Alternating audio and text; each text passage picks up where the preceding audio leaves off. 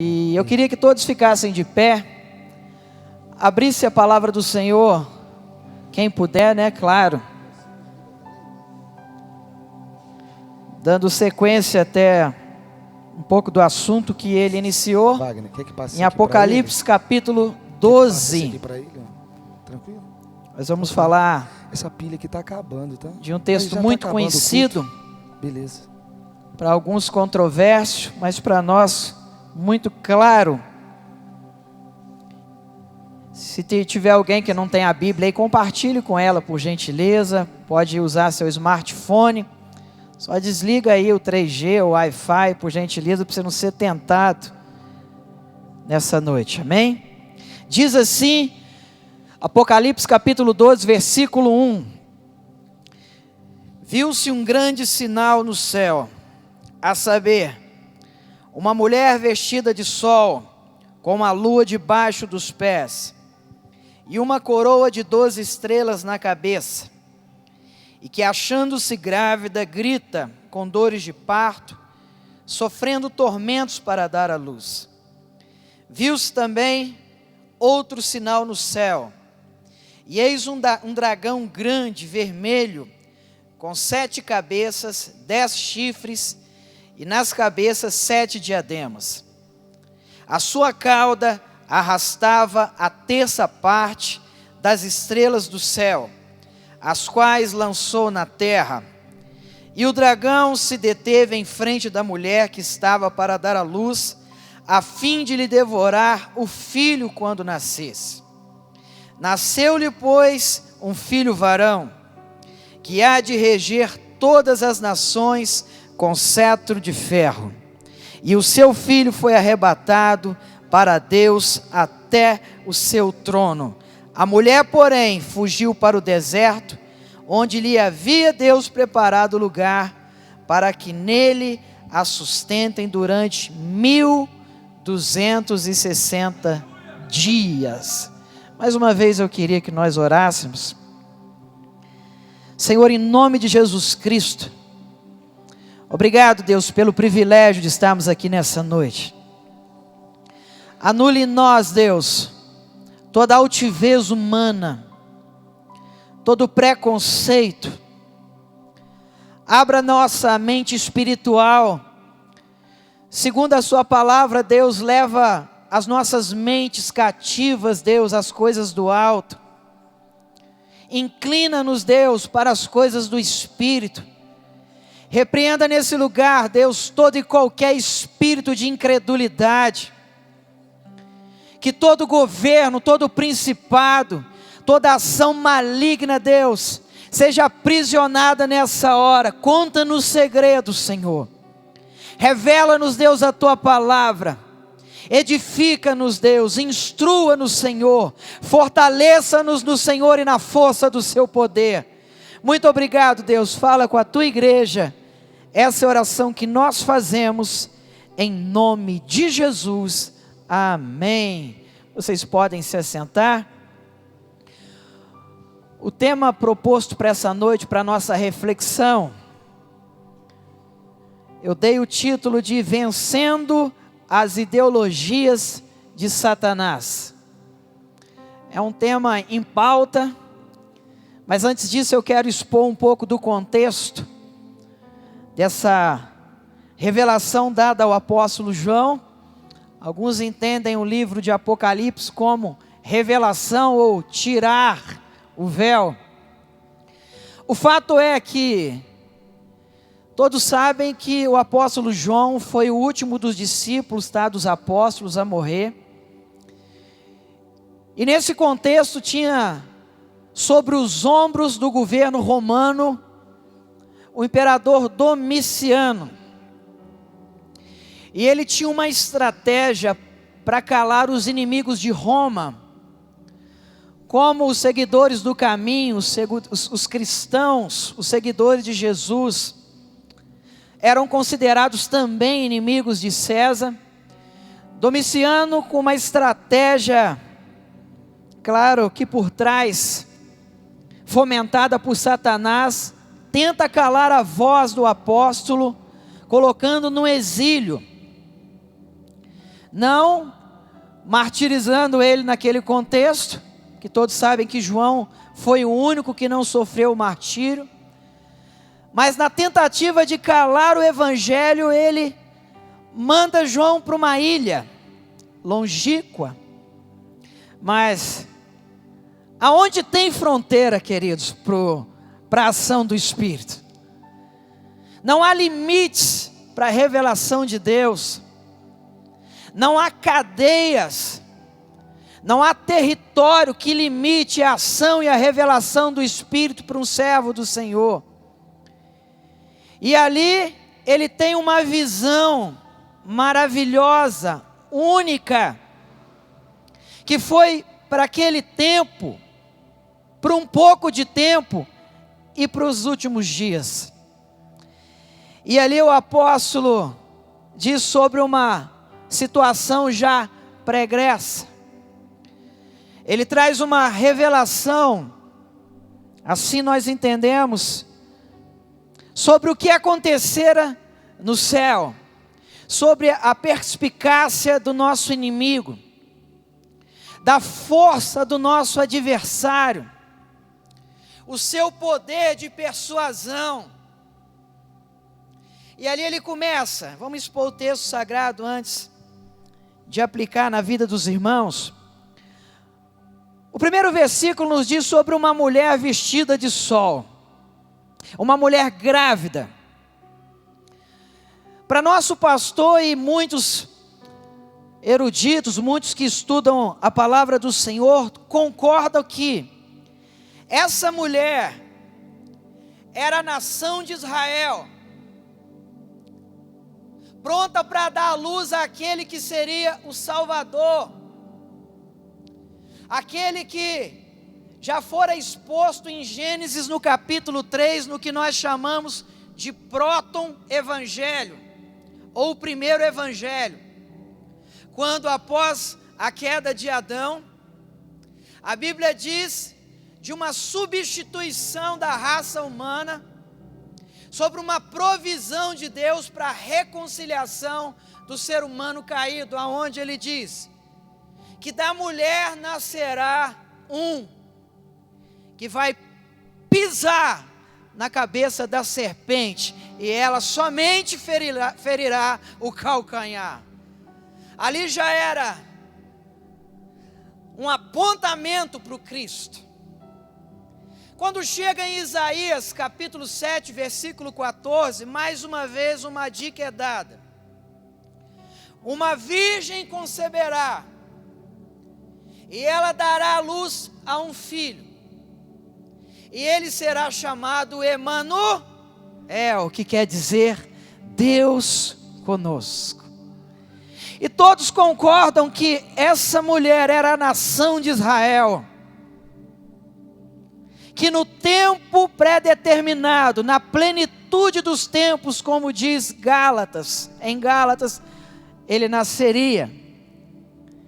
E diz no versículo 2, que achando-se grávida, grita com dores de parto, sofrendo tormentos para dar à luz. Viu-se outro sinal no céu. Eis um dragão grande, vermelho, com 7 cabeças, 10 chifres na cabeça, 7 diademas. E esse é o ponto central que eu queria que os irmãos focassem, versículo 4. A sua cauda arrastava a terça parte das estrelas do céu, as quais lançou para a terra. Veja que interessante. João ali dando uma ideia de quem é ele. Um ser criado como um aferidor de medida, como podemos ter uma ideia. Na maioria concorda também que Isaías 14 e Ezequiel capítulo 28, fala-se sobre esse ser criado perfeito, chamado de padrão de beleza. O que eu quero dizer com isso? Se alguma coisa fosse perfeita, se alguma coisa fosse considerada bela, deveria ser colocada perto daquele anjo que seria um aferidor de medida. Deus deu-lhe poder, ao que muitos chamam de Lúcifer, apesar de eu não concordar com esse nome. Mas suponha que esse seja o nome do anjo. Deus dá-lhe poder,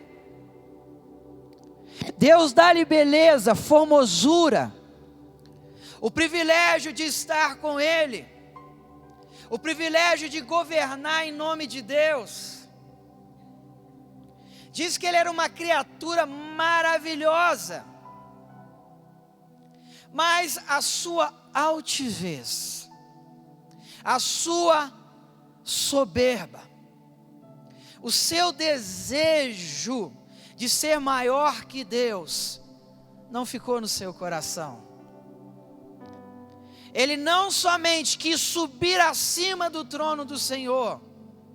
Alguns dizem, né? Isso é só uma conjectura, que quando o arcanjo Miguel foi criado, foi quando a soberba de Lúcifer tomou conta dele. Porque diz que o nome de Miguel quer dizer: quem é semelhante ao Altíssimo? Mas a soberba toma conta dele e não fica com ele só. Amados, presta bem atenção, eu quero trazer uma palavra prática e racional. Deus nos dotou de inteligência, e muita inteligência. Cada vez mais, eu estou convencido que não há nenhum ser humano inocente. Cada vez mais cedo, o ser humano tem desenvolvido uma capacidade de discernimento, cada vez mais cedo. E veja só o que ele fez, não guardou aquilo para ele. Ele foi capaz de um lugar que não tinha uma atmosfera como a nossa, contaminada pelo pecado.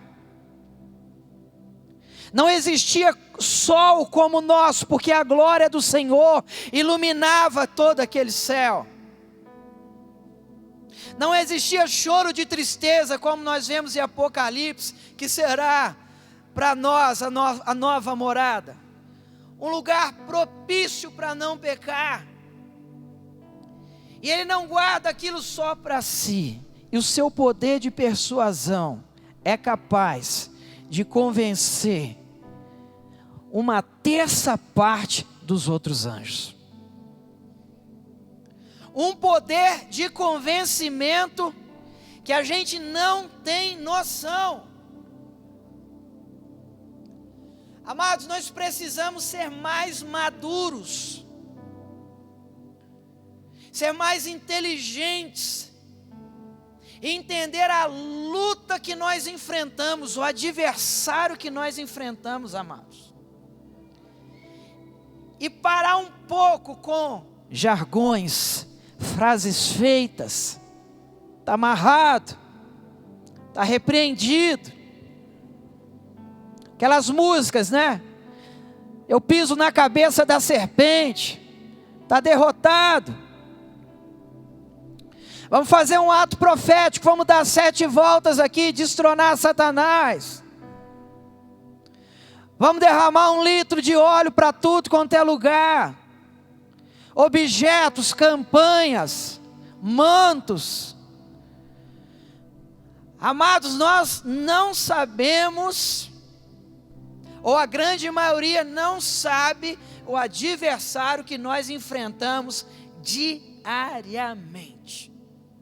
Ele foi capaz de enganar, talvez miríades de anjos, com a sua conversa mole.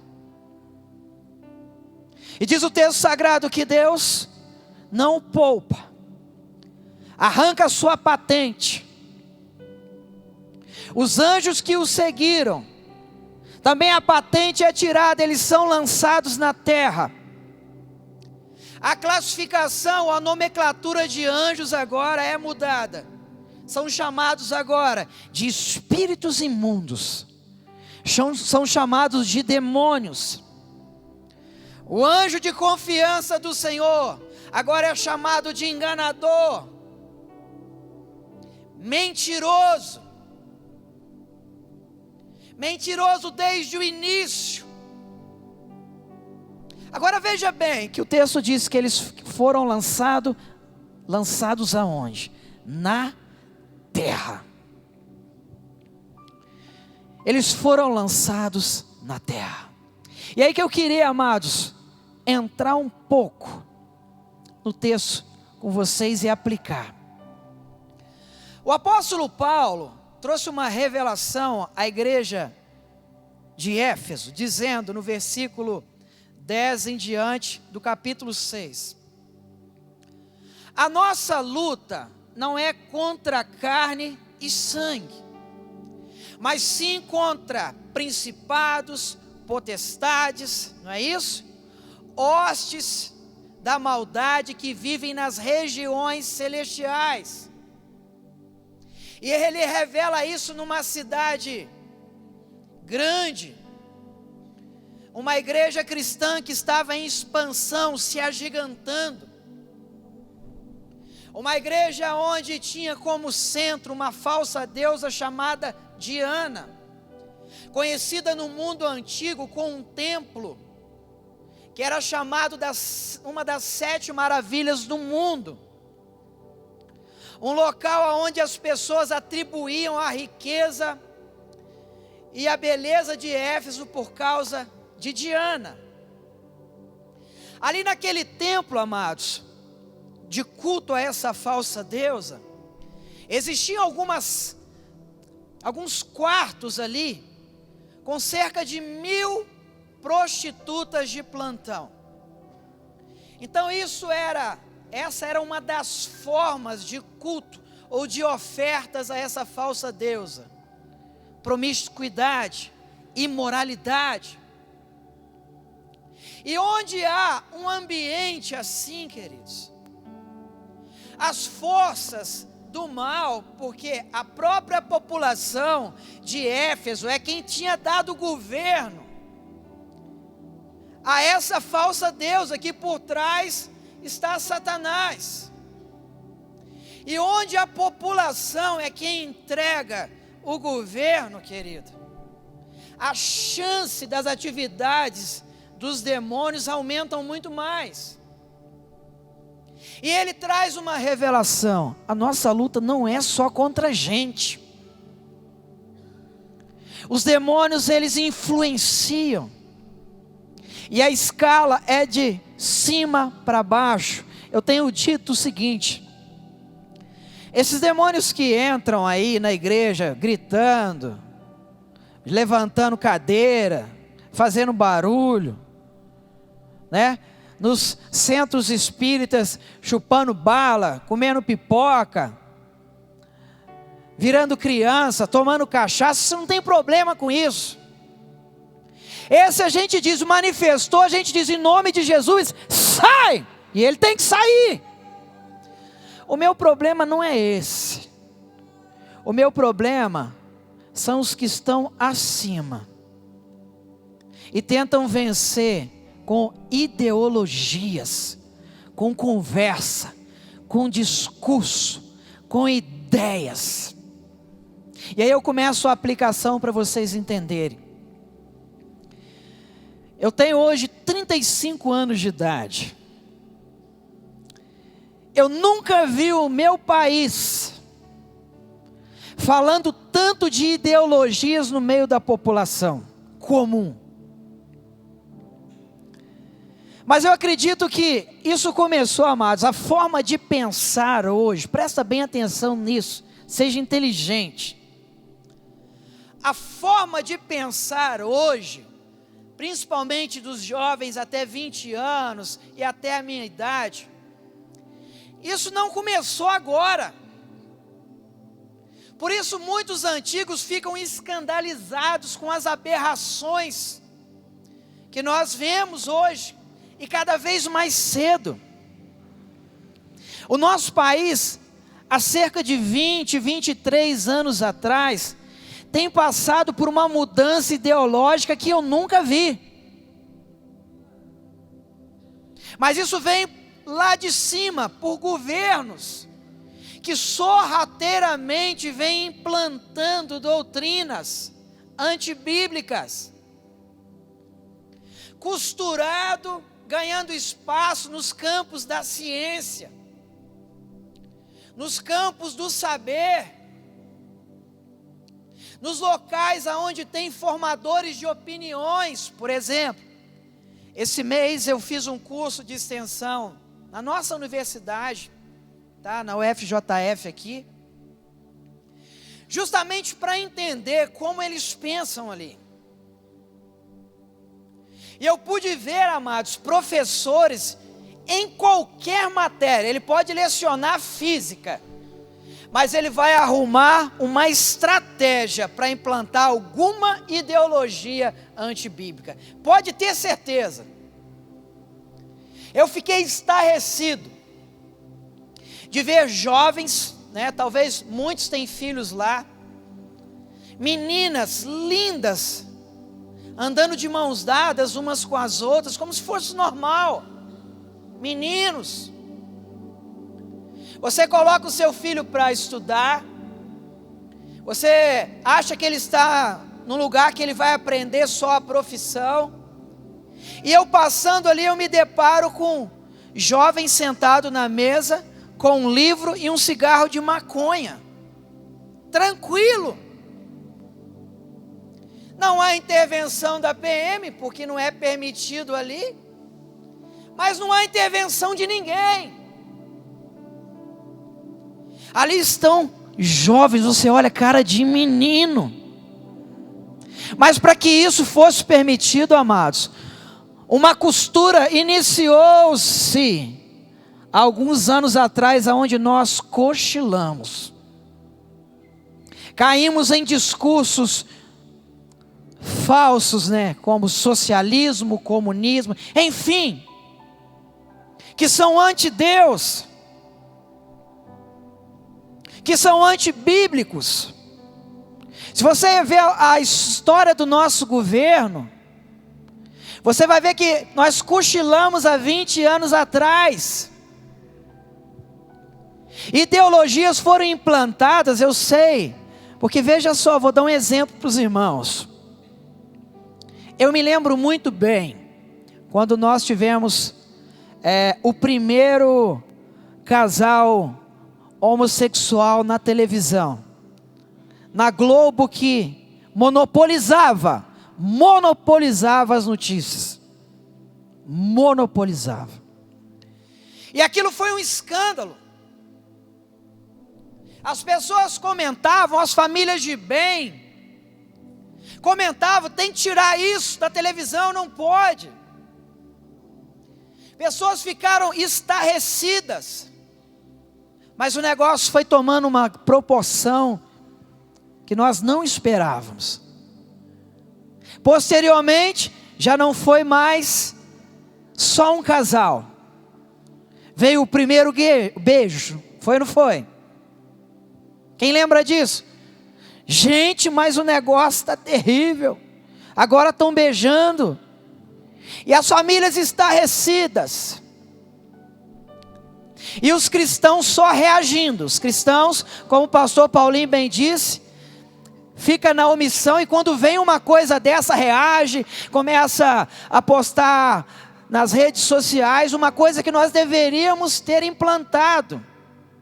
Porque veja bem, eu estudando na faculdade, e eu volto a falar sobre a questão do beijo gay, eu encontrei com um professor jovem, bem aparentado, doutor, com um linguajar polido, fazendo questão de mostrar o seu discurso, né? Erudito, com palavras difíceis, fazendo questão de mostrar que trabalhou no exterior, apoiando projetos. E ali ele começou a implantar doutrinas, num curso que não tinha nada a ver. E eu pensei, amados, quem tinha que estar lecionando ali era a igreja. O povo de Deus é que tinha que estar envolvido com as universidades. Era o povo de Deus que tinha que estar governando como reitores, sendo pessoas cada vez mais capacitadas.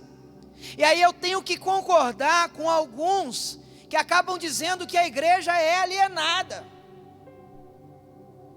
E de fato muitos são mesmo. São omissos, não se preparam. Como diz o texto sagrado, às vezes mais imprudentes que o ímpio. Quanto potencial nós temos, amados.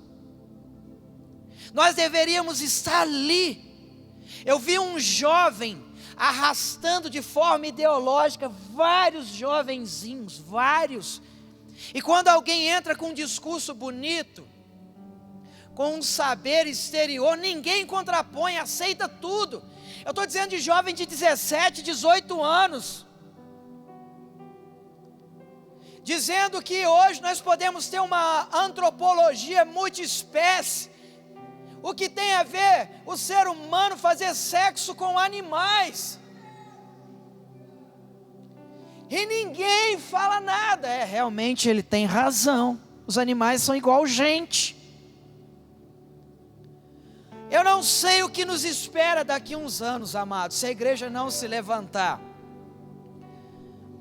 Mas eu quero fazer parte da história, igual foi a história dos reformadores, amados. Eu quero entrar nessa sociedade, me preparar e ser um daqueles que talvez vai estar lecionando numa faculdade. Porque eu não sei se os irmãos sabem a história da igreja. Infelizmente nós viramos uma instituição burocrática, religiosa, infelizmente. Infelizmente nós estragamos o que Jesus destruiu lá atrás. Nos institucionalizamos, burocratizamos, nos tornamos religiosos frequentadores num domingo ou em outro culto. A vida cristã de período integral, o cristianismo como estilo de vida ficou de lado. A segunda-feira a maioria é semelhante ao ímpio. Vota em partidos, em ideias de ímpios. Temos que ficar argumentando com o crente se o aborto é legal ou não. Pelo amor de Deus, quem é o dono da vida? Se não o Senhor que diz Jeremias: eu te escolhi no ventre da sua mãe, te dei as nações como profeta. Quem é o homem para juizar entre o dia da vida e a morte? Quem é o ser humano? Soberbo, altivo. E os reformadores, queridos, a maioria deles eram super preparados. Eles eram envolvidos com o ambiente universitário, reitores de faculdade. A começar de Agostinho de Hipona, um homem preparadíssimo, que todos os reformadores do século XVI beberam da sua fonte. Martinho Lutero, João Calvino, Zwinglio e outros tantos. Todos eles professores universitários. Mas as nossas mentes brilhantes se escondem nos carros de luxo. Tem tanto potencial e se esconde. Não usa a profissão para abençoar, para ser uma referência. Muito pelo contrário, envergonha o evangelho. E aí Satanás vem persuadindo. Uma educação fraca. Uma ideologia de Satanás tem sido agora lançado nas crianças, que são, desculpe o termo, a bola da vez. Porque sabe que os pais são negligentes, os pais são vaidosos, terceirizam a educação, na ansiedade ou na vaidade de viver uma vida boa aqui na terra, sabe? Sem precisar, coloca o filho de período integral numa instituição, para ser doutrinado por pessoas que não conhecem. nem sequer abrem os cadernos. Uma geração que sabe de tudo um pouco. Veja bem, eu tenho me politizado, tá? A minha geração não foi preparada para isso, ninguém é. Cuidado com isso. Mas eu tenho conversado, a gente nunca viu falar tanto de política. Todo mundo sabe, não, alguma coisa, não é? Hoje todo mundo sabe. Mas é uma geração superficial. Sabe de tudo um pouquinho, é um eco. As pessoas recebem uma coisa e sem saber começam a replicar o discurso. Não mergulham, não aprofundam para ver o que está por trás de uma ideologia, por trás de um partido. Amados, a igreja deveria ser a mais esperta de usar, aquela parábola das 3 peneiras, por exemplo, bem antiga, de você peneirar o que você está ouvindo. Por quê? Para quê? Então veja bem, nós deveríamos ser esses que, peraí, esse discurso está muito bonito. Nós somos os únicos que podemos transformar essa geração perdida, amados. Nós somos os únicos. O Brasil tem um potencial enorme, uma liberdade religiosa que eu não vejo em lugar algum. E eu já falo para vocês, eu estou há 1 ano e 4 meses sem vir aqui num domingo à noite. Você não sabe o tamanho do privilégio que você tem de estar aqui todo domingo, amados. Vocês não sabem o privilégio que é ouvir o pastor Aloísio toda semana. O que eu tenho escutado de discurso em nome de Deus que é balela, vocês não têm noção. Mas quer dizer, uma geração que foi criada para não criticar, para aceitar um discurso bonito. Falou bonito, mostrou sinais, deu presente e Deus está lá.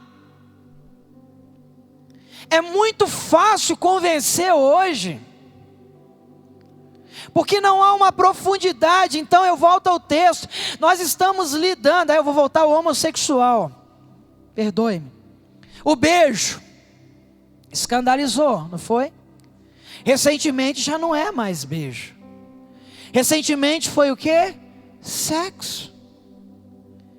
E todos viram agora recentemente, às 5 horas da tarde, um casalzinho de jovens, daquele programa, como é que é o nome? Como é que é o nome daquele programa? Malhação.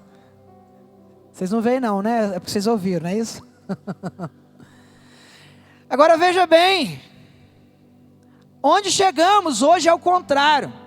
Falar contra é errado. Escândalo não é escândalo, é ser contra. Temos que ter cuidado, amados. Agora, veja a força que o povo de Deus tem. Nós fomos capazes, em nome do Senhor Jesus, de mudar um pleito esse ano. A força que o povo de Deus tem não sabe usar. Imagine se todos nós nos uníssemos, falando uma mesma linguagem, com o mesmo propósito, numa mesma batida, amados. Ninguém pode parar a igreja, ninguém pode parar o poder de Deus, amados. Ninguém, mas nós escondemos. Não quero confronto. Deixa o confronto para o pastor, deixa a polêmica para o pastor. Se ele for preso, o problema é dele, eu não. Eu quero sair bem no meu trabalho, eu quero ser bem visto, eu quero minha promoção. Vocês estão me entendendo? Enquanto isso, ideologias de morte têm sido implantadas em todas as esferas do governo. Nós quase acordamos num comunismo, amados. E ninguém sabe o que é isso não. O discurso é belo, mas quem já foi em Cuba, como alguns de nós aqui já fomos, sabe o que é. Não é brincadeira. Nós não temos voz. É uma luta, quase acordamos. E os crentes, principalmente a área do assistencialismo, engole com muita facilidade. Amados, em nome de Jesus, pensem. Você tem inteligência.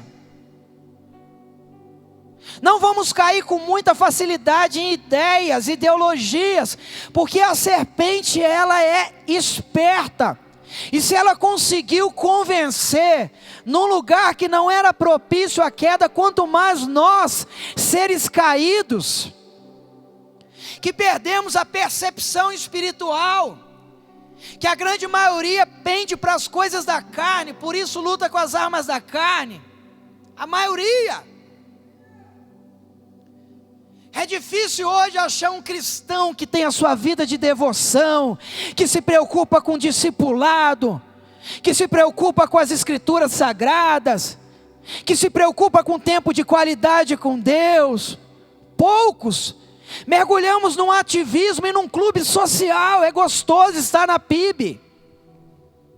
É gostoso ouvir uma mensagem de 30 minutos, aonde um pastor consegue colocar o conhecimento,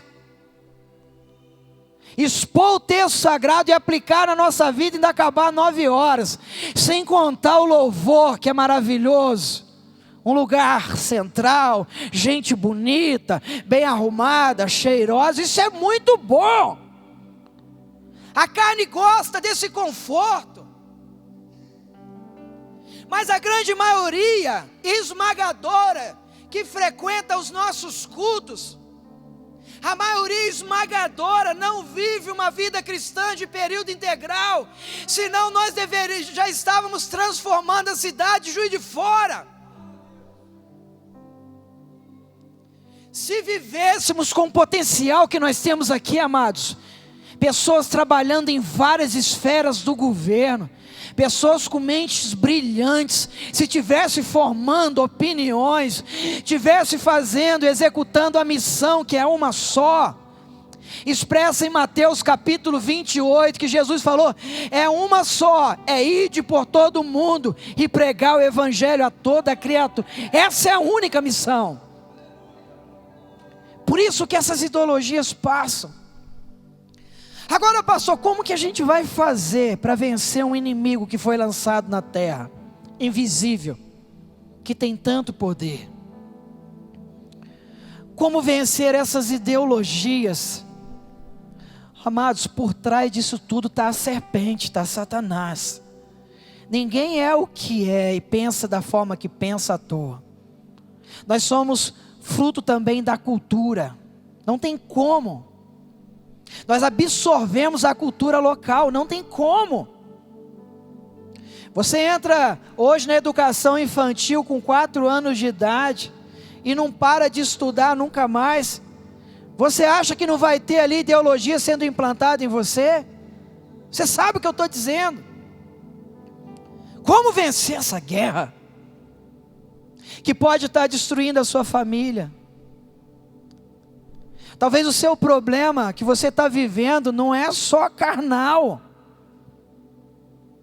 É ele chegando sorrateiramente, mas a superficialidade não permite que você enxergue.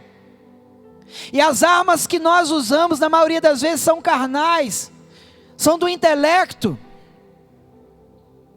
Como pastor, nós precisamos nos armar, mas não é com qualquer armadura. Eu vou começar aplicando o texto e já encerro. Paulo entrou numa cidade chamada Corinto. Corinto idolatrava um bom discurso. A pessoa reconhecida naquele contexto é aquela que falava muito bem.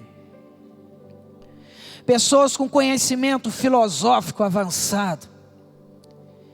Ele, apesar de poder dar o discurso que eles queriam ouvir, Paulo disse assim, olha, depois deles terem se desviado, mandando uma carta, olha, quando eu vim ter convosco, eu não vim com um discurso bonito, eu não vim com palavras persuasivas, mas eu me prendi em fazer uma coisa só, e essa foi pregar Cristo e este crucificado.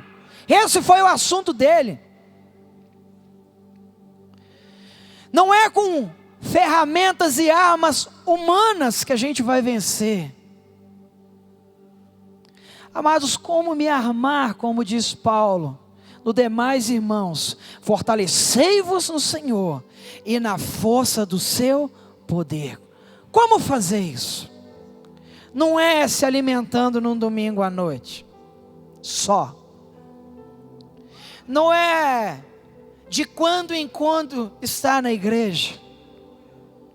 Não é depender como muleta de pastores para fazer oração forte para você aqui. Não é. É você levantar pela manhã e falar como o salmista: de manhã o Senhor ouve a minha voz. Reconhecer como o salmista diz: esse é o dia que o Senhor fez, portanto eu me alegrarei e me regozijarei nele. Reconhecendo do que a terra é toda dele. Se acordamos é por ele. Tendo uma vida de devoção,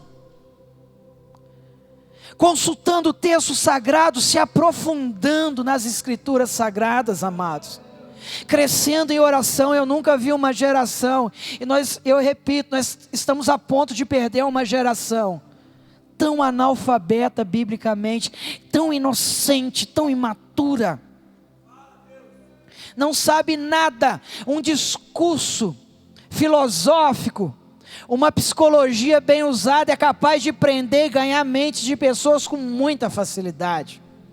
Um bom curso de oratória, de performance, com muita facilidade tem ganhado a audiência. Quem fala bonito tem vencido. Amados, é tempo da igreja se aprofundar, tem que armar em Deus, em oração. Precisamos cumprir o nosso propósito, amados. Eu apelo aos irmãos e rogo-vos aos irmãos: vamos vencer Satanás tendo uma vida espiritual mais madura, disciplinada. A Bíblia fala em 2 Coríntios capítulo 10, versículo 3 e 4, que as armas da nossa milícia, veja bem, as armas da nossa guerra não são carnais, mas sim poderosas em Deus, para vencer fortaleza. E o texto continua: e contra elas não há argumento. Ela nos leva ao conhecimento de Deus. Ninguém nos engana. Nenhuma ideologia de Satanás pode vencer aquele que usa as armas espirituais. Nenhuma, nem da serpente. Guarde a sua mente. É tempo de guerra, é tempo de batalha. O que está em jogo, querido, nesses últimos dias é a nossa vida eterna, é a vida eterna da nossa família. Amado, cerque a sua casa, cerque a vida dos seus filhos.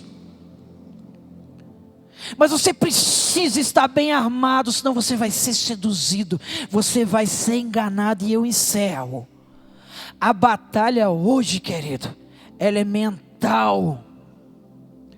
A luta e o desafio agora, a disputa é pelas mentes. Conquistou a mente, cauterizou a mente, colocou a matriz, querido. Para tirar fica difícil. Proteja a sua mente. Seja esperto, seja esperta.